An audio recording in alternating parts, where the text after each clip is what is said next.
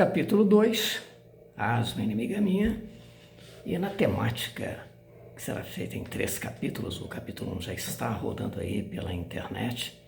Hoje quero gravar aqui com vocês o capítulo de número 2, trocar algumas ideias, alguns detalhes sobre asma e viagens transcontinentais, abordando mais especificamente a minha área de trabalho, a medicina infanto-juvenil, a pediatria, a pneumologia, a alergia e imunologia e os seus detalhes para essas viagens transcontinentais. São mais de 300 milhões de asmáticos no planeta, apenas no Brasil são 20 milhões, movimentando-se aí por aeroportos, por portos, enfim. O transporte aéreo portuário é bastante grande para aqueles que apresentam esse diagnóstico de asma e também na associação com rinite alérgica. No Brasil existe uma certa liberdade para a compra de medicamentos de alívio, como, por exemplo, exemplificando o salbutamol e o formoterol. E também há uma liberdade bastante grande, tanto em farmácias físicas quanto em farmácias em rede virtual de venda de medicamentos, na Amazon, no Mercado Livre, enfim, para a venda de corticoterapia inalatória para o uso na profilaxia, na prevenção da asma, com seus mais variados nomes, Em outros países, citando-se, por exemplo, os Estados Unidos, em outros continentes, como por exemplo no continente europeu, estes medicamentos de uso contínuo, mesmo de uso para o alívio de uma crise, têm a necessidade premente de um receituário médico. Portanto, queridos, é importante que vocês, em uma viagem transcontinental, doutorado, estou indo para a Dinamarca levar a minha família para um passeio. E o meu filho ou a minha filha tem asma. Como devo proceder? Em primeiro plano, sabendo-se do tempo de permanência, levar um volume adequado, uma quantidade adequada do medicamento, tanto de alívio e bem como do medicamento de prevenção, no caso a corticoterapia inalatória. O medicamento de alívio nos Estados Unidos, o salbutamol. No Brasil, lá tem um nome um pouco diferente, albuterol, mas com a mesma função.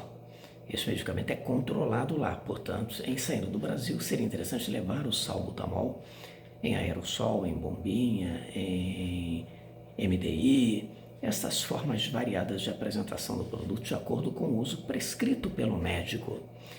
Lá, o albuterol, que seria o correspondente ao salbutamol no Brasil, exige um receituário, uma prescrição médica controlada. Se vocês não levarem, porventura, o medicamento acabar em solo norte-americano, é necessário passar por uma conversão clínica no local. Consulta médica, evidentemente uma prescrição com o médico local.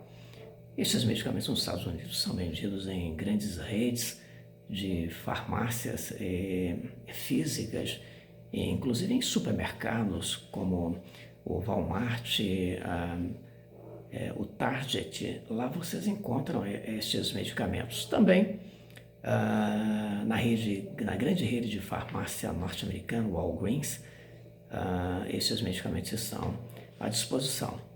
Nessas viagens internacionais é muito importante que se faça uma tradução para o idioma local. Estão na Inglaterra, estão na Espanha, estão na França, ou para o inglês, ou de repente até para uma tradução no idioma daquele país, em espanhol, em francês, em italiano.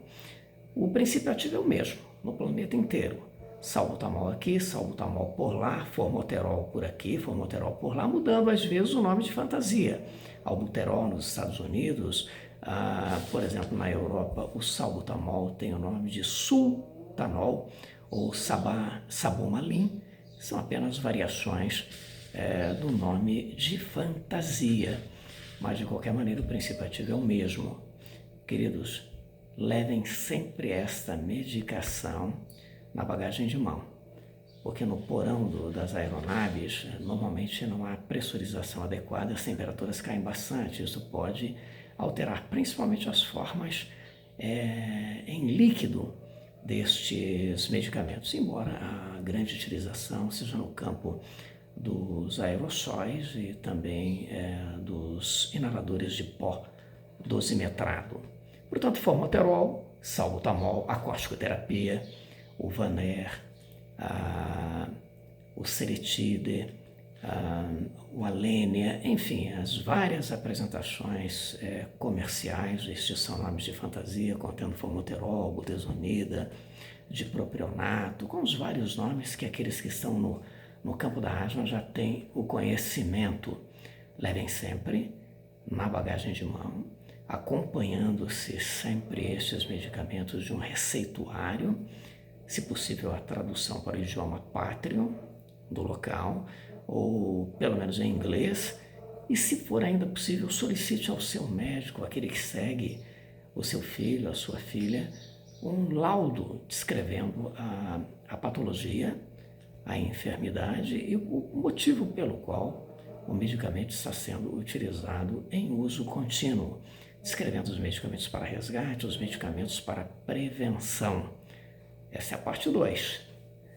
Quero concluir a parte 3 com vocês ainda na sequência. Um grande abraço e que tenham aproveitado essas instruções preliminares.